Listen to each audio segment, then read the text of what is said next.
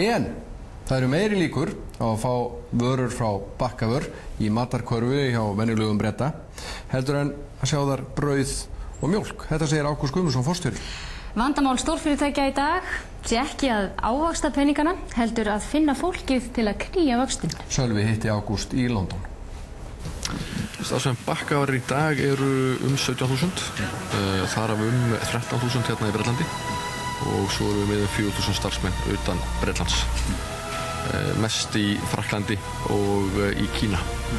Við erum sem sagt að framleiða hérna tilbúin fersk matvæli og það eru svona allskyns matvæli. Við erum mikið hérna í salati og grænmeti. Við framleiðum pizzur og ídýfur og fjöldan allan af vörum sem að Bretar kaupa á degi hverjum. Þannig að hinn venjulegi Breti, ef hann að fara í bara þessa hefðbundnu matvörubúð, er þá líklegt að Seiliston í korfuna vara frá ykkur? Já, það nú svo komið í dag að það líklegra að þessu vöru frá okkur í innkaupakörfunni heldur en brauð og mjólk. Er ekki eitthvað svolítið sérstakt við að litla Ísland sé með svona mikil umsvif hérna í Bretlandi? Það lætur nærri að starfsmenn beint eða óbeint sem að heyra undir fyrirtæki í eigu Íslandinga séu margir og allra atvinnumarkaðurinn á Íslandi. Já, ég held að það sé frekar óvanalegt. Ég er ekki viss að það er í sinna eina hliðstæðu, neins staðar. En það hefur nú svona einhvern veginn æxlast þannig og þetta er þetta mjög algeng spurning sem útlendingar spyrja hvernig stendur á þessu og svo framvegis.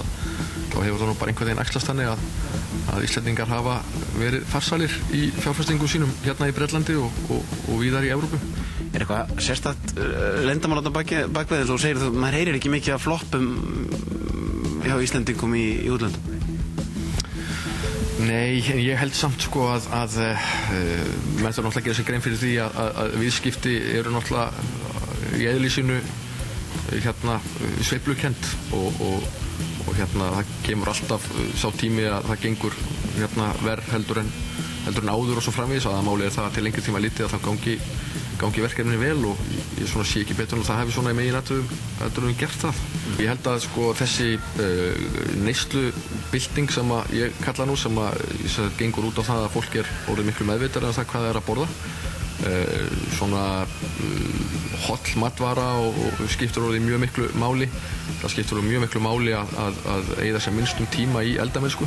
Eldamennska í dag, hjá nútíma fjölskyldunni, er að verða meira svona hobby sem að menn gera helgar og síðan þurfa að menn að leysa hlutina á einhvern annan hátt í miðri viku.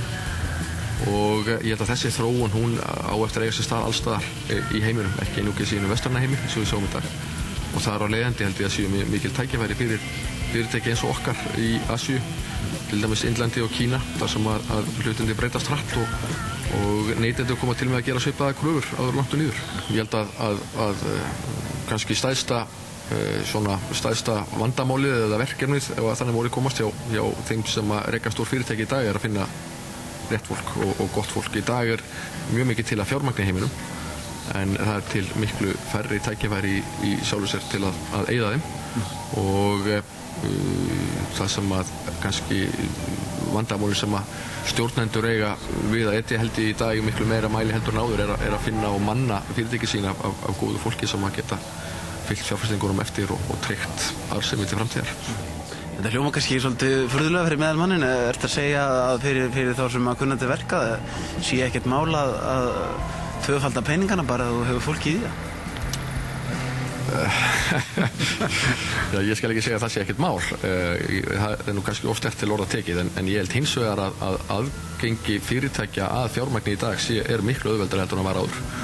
Og ekki fyrir bara mjög mörgum síðan þá var aðal vandamál fyrirtækja og þó kannski sérstaklega íslenskra aðgangur af fjármagni og hérna miklu minna mál fyrir fyrirtækin þegar að koma að mannskap. Það var auðveldar að finna mannskap heldur en var að finna peninga. Í dag er þetta öðruvísi, í dag er erfiðar að finna mannskap heldur en peninga. Þannig að það hefur alveg snúist við. Eitt sem að þú hefur aðeins talað eru hvalveiðarnar. Hefur það eitthvað breytt þessari ímynd og hefur það eitthvað áhrif eða er þetta bara búið að fjara út? Nei, ég held að það fjari nú ekki út á meðan að Íslendingar veiða hval. þá mun það ekki fjara út en væntanlega gengur það í einhverjum bylgjum hugsanlega. Ég held að það muni bara fylgja hversu mikið activity á Íslandi í hvalveiðum. Þetta hefur, ég held að hvalveiðar yfir höfuð skapi skaði ímynd Íslands. Við höfum hins vegar ekki tapað viðskiptum beint út af slíku og munum vonandi ekki gera. En maður finnur mjög greinilega á viðskiptavinum okkar og öðrum að menn hafa áhyggjur af þróun þessara mála og það verður svo bara komið í ljós hvernig málið þróast. Sérðu fyrir þér að nú er skaðinn skeður kannski einhverju leyti, sérðu fyrir þér að myndi breyta einhverju ef við myndum hætta að veiða hval? Já, ég held að ef við hættum að veiða hvala þá náttúrulega sjálfvirkt fer athyglin af þessu máli og meðan við höldum áfram þá náttúrulega athyglin á þessu máli og við höldum bara áfram í raun og veru að byggja upp svona neikvæðari ímynd af okkur heldur en við þurfum.